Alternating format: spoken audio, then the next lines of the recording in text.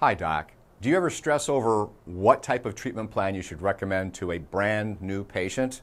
Chances are that would be a yes, and if so, you're absolutely not alone. Because in this video, I'm going to discuss how to choose the right treatment plan every single time for all the new patients that come into your clinic. I'm Dr. Chris Tomshack, CEO of HealthSource, America's Chiropractor, and you're watching the Chiropractor Solution channel, which is simply a video series that helps you grow your chiropractic practice. And importantly, grow it without gimmicks, no high pressure to patients, just great, sustainable, and predictable results that you can absolutely achieve in your practice, both in the short term and in the long term. So hello and welcome. But before we dive in, make sure you're subscribed to this channel so you can continue receiving these videos. And please give us a thumbs up if you will, and that makes it easier for other chiropractors to find this content on the web. But today, we're talking about how you can gain certainty in prescribing the right treatment plan every single time with every new patient in your office. So let's face it, our chiropractic colleges did indeed do a fantastic job teaching how to be a chiropractor. The problem, or the challenge, is we just don't see enough variety in the chiropractic clinics in terms of patients. That doesn't prepare us for the massive array of patient complaints and injuries you see every single day as a practicing doc. I remember my first week in practice staring at a new patient's x-rays and being totally perplexed at what I saw. I'd never seen this before. Ever happened to you? Well, it happened to me many times, and that was the very first week. So creating a world-class treatment plan can actually be very non-daunting if you just have a few simple tools. The first tool you'll want is a well-referenced movement screen that your team can use to measure your new patient's deficiencies.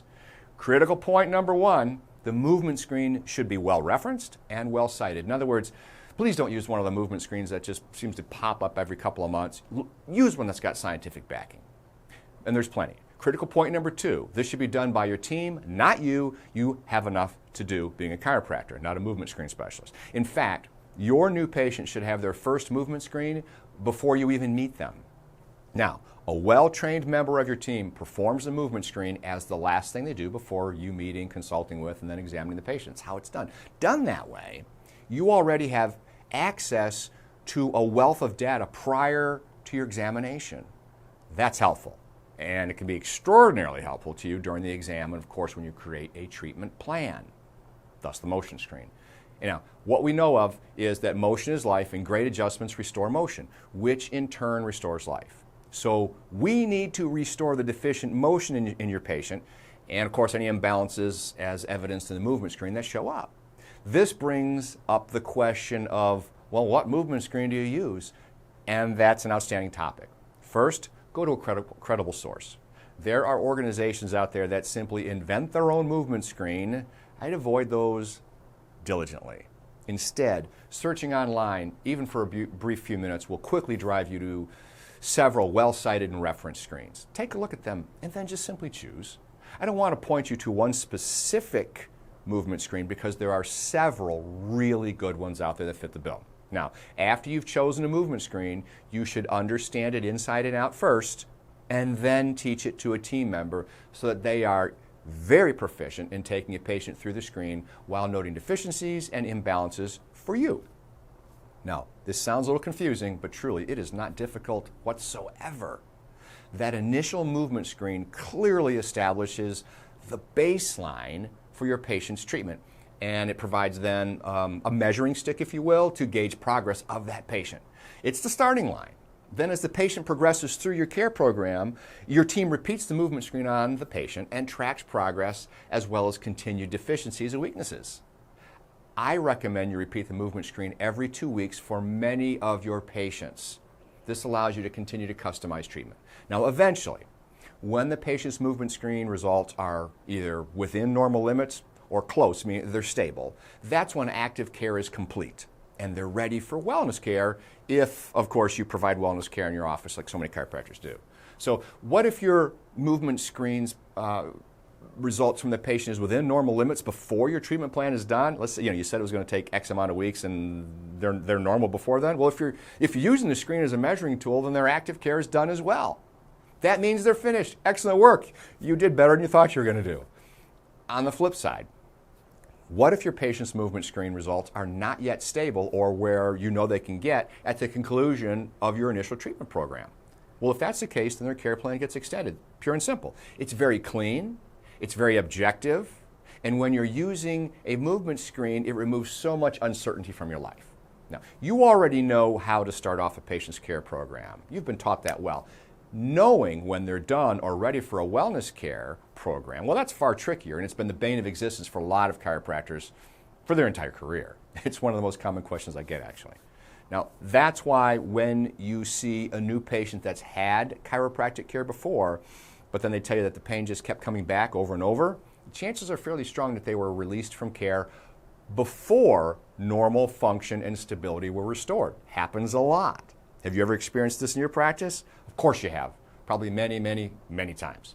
And if so, let me know in the comments below, and I look forward to hearing from you. I lost count a long time ago, but many times patients told me they had tried chiropractic care, they felt good, but the results were temporary. You know, we didn't have movement screens years ago. We do now, and they are an amazing tool for you, for your patients, and for your team. They eliminate so much guesswork and provide so much clarity. Using a high-quality movement screen removes the ambiguity out of the process. So back to the original question that we posed, which was, how do you recommend the right treatment program? How about this? We start with the very best chiropractic and supportive care that you offer inside your clinic. Go for maximum improvement in minimum time. Full speed. Now, if the patient has a disc issue, of course, spinal decompression is a fantastic tool. Is there inflammation present? Well, then photobiomodulation or P-wave or something like that could be an outstanding addition to the care plan. If you do active corrective rehab, that's also a wonderful addition. It really addresses imbalances and deficiencies. Again, it's about getting maximum improvement in less time, not more. But what about treatment frequency? Good question. This is a matter of personal preference based on thorough and qualified spirits more than anything else. I mean, let's face it, healing takes time and it takes repetition. So I recommend you start many of your patients at a steady frequency, such as perhaps 3 times a week. Then continue at a fast pace until the patient has normal movement screen function, or they're stable, meaning they're as good as they're going to get given physical limitations, wear and tear, and perhaps permanency of injury. Now, not everyone is capable of ever getting back to normal limits, if you will, within a movement screen, which is why we use the term stable. Now, one of the things I absolutely love about using a movement screen is that it creates the opportunity to course correct with your patients whenever that's needed. Some are going to heal faster than you thought. That's normal. And some are definitely going to heal slower. That's very normal too. The movement screen shows you who falls into each category. Alter the treatment plan by shortening it or lengthening it as you gain experience and you watch your patient's progress. You'll get better and better at creating a treatment program that pretty well hits when the patient is ready for wellness care. It truly, it gives you a level of certainty that's often missing in today's world, certainly missing in most chiropractic offices. That's a wonderful thing. This is really as easy as it gets when your team masters the movement screen. It'll give both you and your team certainty and confidence as they watch your patients get better and stay better. And that's great for them, and of course it's wonderful for your practice, and it's fantastic for chiropractic as well. So to recap, step number 1 is to choose a movement screen that is well documented. Then learn it, then teach it. Teach it to a team member and delegate its usage with your patients. You shouldn't be doing them. Your team should. Then incorporate the screen's findings into your patient's treatment plans. Use it to alter the treatment plans as the patient progresses. It gives you objectivity that you've never had before. It costs you nothing to use it or learn it. There is no subscription fee for the rest of your natural life.